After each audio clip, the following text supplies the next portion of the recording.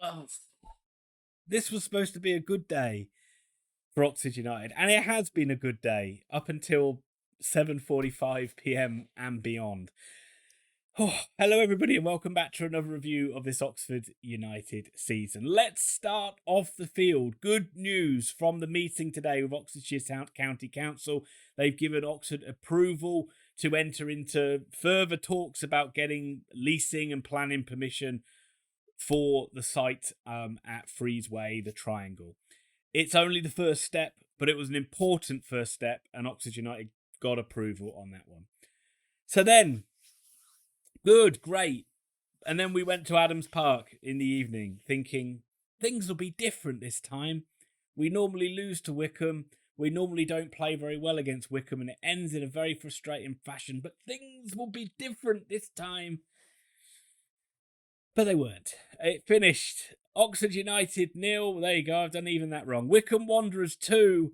Oxford United 0. Not going to be a huge video. I haven't really got the time to do it. But you would say at the start, I mean, with off the field news going well and everything. But on the field, 2 wins in a row, including that win in the fog against Ipswich, meant that we were looking at the season in a positive light again. You're thinking, if we got a win today, got a win at Burton, we're right back in with a playoff mix. However, getting a win at Adams Park is a huge if, and same old story, Oxford United.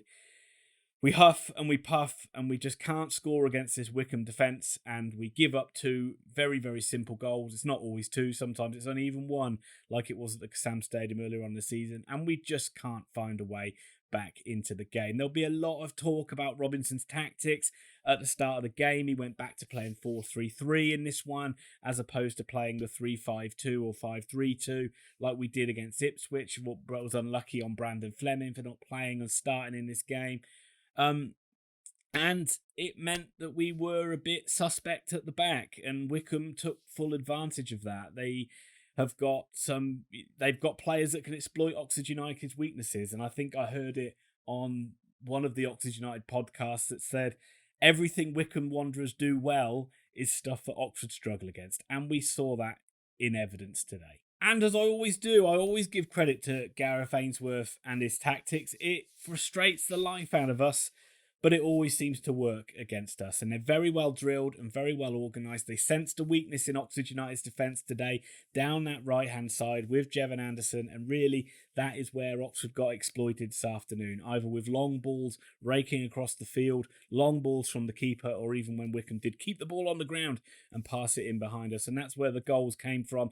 Some really, really slack defending. Sam Long hasn't done well for the first goal, but neither has Anderson either. Oxford get dragged across with Wycombe attacking down Oxford's right, Wycombe's left.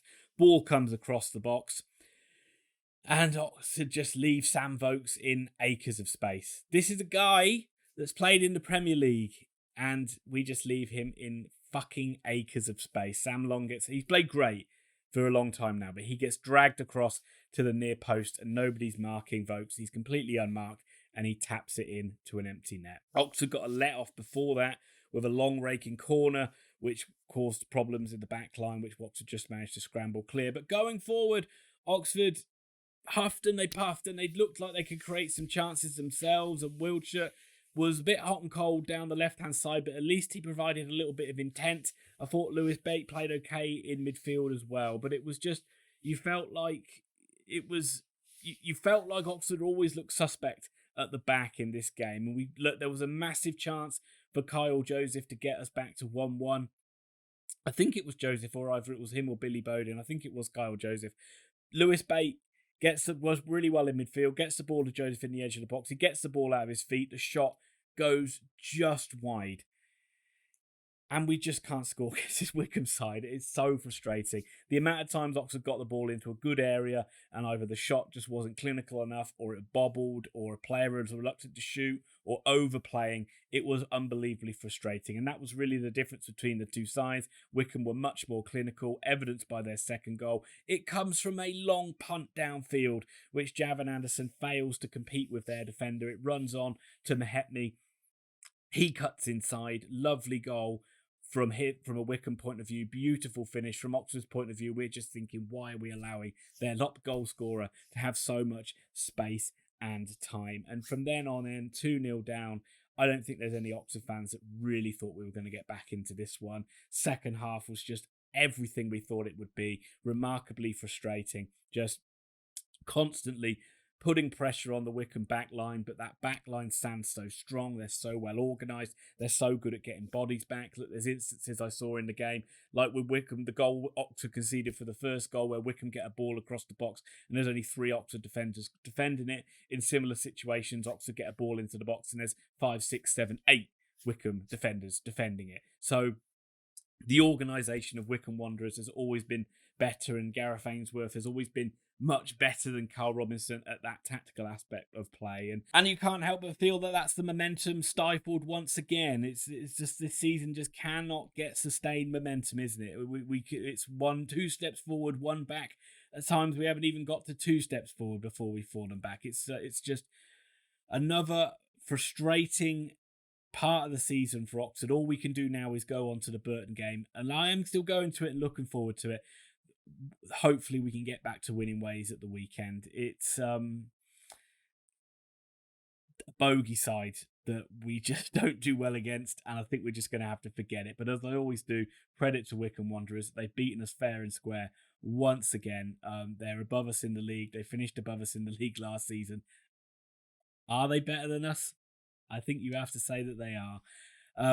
And yeah, I'm sure you'll all leave your comments in this one. I've not got much more to say. And think of the good things and the stuff that happened off the field that was good today, because on the field, that was bloody miserable. Did Robinson get it wrong with his tactics? I think that he did, personally. But all we can do is move on.